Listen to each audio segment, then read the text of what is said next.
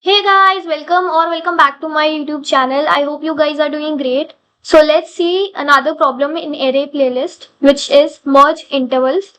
Given an array of intervals where interval I is start comma end, merge all overlapping intervals and return an array of the non-overlapping intervals that cover all the intervals in the in.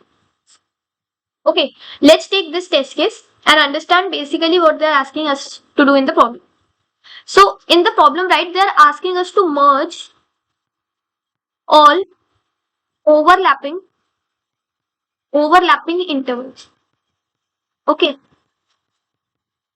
overlapping is what? Let's understand what they mean by overlapping. So see guys, let's take this interval and let's take this interval. Okay, so if you draw it, you will see that let's say this is 1 to 3 and let's say this is 2 to 6. So you see, right, these are overlapping here. This part of the both intervals are overlapping. So we have to merge them. So when we merge them, it means that we have to make a single interval which will combine these two, right? So it will be 1 comma 6. Okay, that is this value and this value. So 1 comma 3 is also in this and 2 comma 6 also is in this. Okay, so this is how we need to merge all the overlapping intervals. Alright, so let's see what will be the output of this test case if we merge all the overlapping intervals. So if we just saw that if we merge these two, right, we will get 1 comma this one 6. Then if we see that now we have something like this, right, 8 comma 10 and 15 comma 18. So now let's see, do you think that these two can be merged? Are they overlapping? See, this is 1 comma 6, right, and this is 8 comma 10. So obviously they are not overlapping in any sort of way, right? So we will not do anything in this case. Okay. So these two will not get merged. Now let's see this and this. So this is 8 and 10 and this is 15 and 18, which is completely far apart, right? They are not at all overlapping. So these also will not be, we will not do anything with them, and this is our final output. Okay, this is our final output. Now guys, I would ask you to just pause the video, right, and just understand, like, if you have these two intervals, how can you check, basically how can you check that they are overlapping? Just pause the video and try to think about that.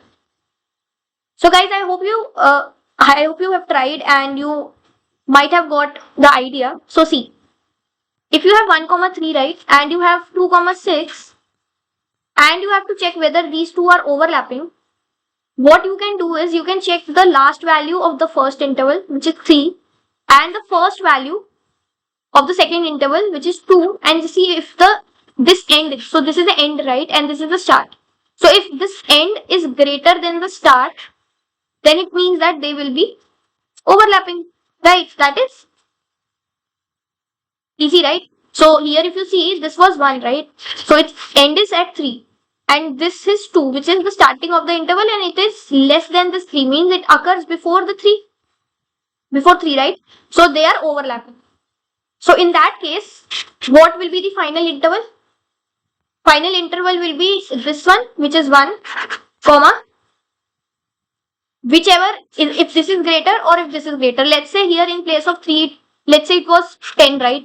So then it will be 1 comma 10. So we just need to check which is greater. Is this greater or is this greater? So whatever is the maximum of both the ends of the interval, we will take that. So it will be 1 comma 6. So this will be your overlapping interval. Okay. So I hope you understood the approach. Let's quickly dry run once and let's see how the approach is working. Okay. So what I will be doing is I will be taking a current variable initially and it will store the first interval, which is this. Okay. And I will be starting my traversal from the first index, because already we have taken this 0 index in the current. Okay. So let's see now. Here we have to check whether the current 1, like the currents 1 meaning the end. Okay. If it is greater than, let's say this is your interval, okay? This is your interval. If it is greater than intervals 0, that is start. Okay. If yes, that is here 3 is greater than 2. So what you will do? In that case, if this is the case, we will update this current. So this current here will get updated. So currents 1 will become equal to maximum of whatever is currents 1 right now, and this intervals 1, that is end. So basically this one and this one we will compare. Whichever is greater among those, that will become the new end.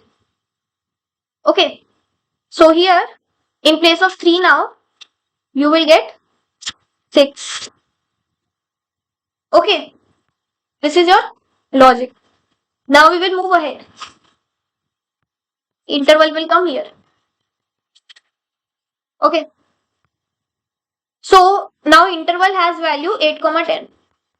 Interval has value 8, 10. Now we will compare again. So currents 1 is what? 6. Is it greater than interval 0? So this is your interval, okay? Which is 8. 6 is greater than 8? No, right? So in this case, we will go in else. So in else what we will do? See. In else what we will do? In else, now since this and this are not overlapping, right? It means that we can add this in our final output list. So let's say we have a result final output list. So in that I will add this 1, 6, right? Because now this is not overlapping with this one, right?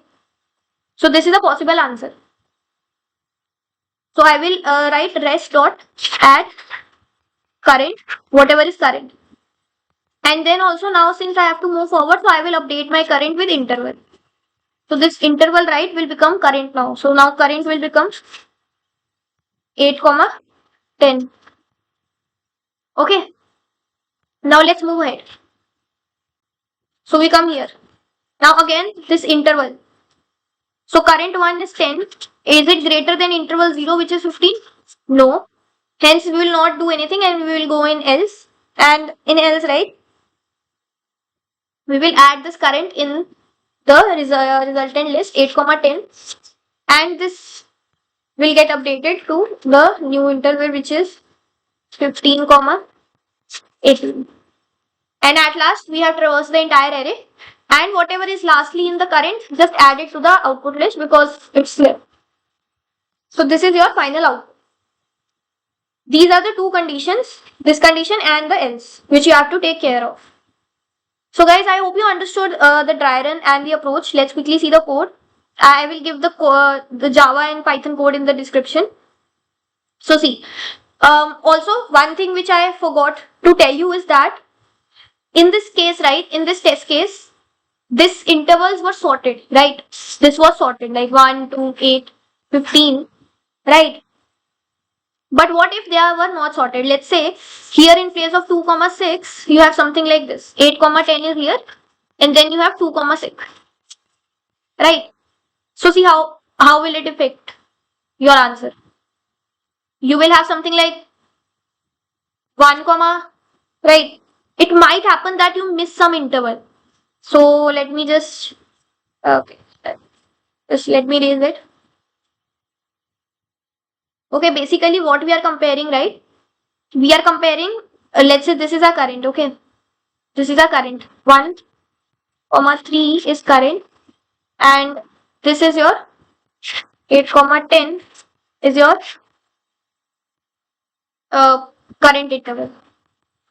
So here you will see that 3 is not greater than 8, right? So it means that this and this are not overlapping. So you will not do anything, you will just keep them forward and you will move ahead, right?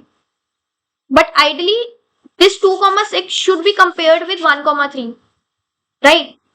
because they are closer. But if you do not have them in sorted order, right? If you do not have in sorted order, you may miss some of the overlapping intervals. So before doing anything, right? Before iterating on this array, you have to first sort these intervals based on the starting, right? So that is what we are doing here. First of all, we are sorting the intervals array with the starting value, that is the start, and then we take the current interval, 0th index interval in current, and we start from index 1.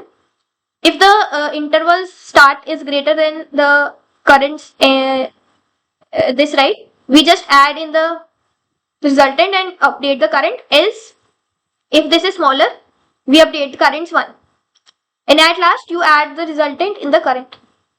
So same thing which we discussed, right? The if and if else, same thing we are doing here. So I hope you understood the problem and the approach. Time complexity is, since we are doing sorting, right, it's n log n, where n is the number of intervals, and space complexity is constant because we are just using this extra array, right, for the, like this one, for the output, which I'm not considering. This is a vector, but it will always of size 2, right? So it will be constant space only. So I hope you understood the problem and the approach. If you have any doubts, let me know in the comments. If you found the video helpful, please like it, subscribe to my channel, and share with your friends. Bye.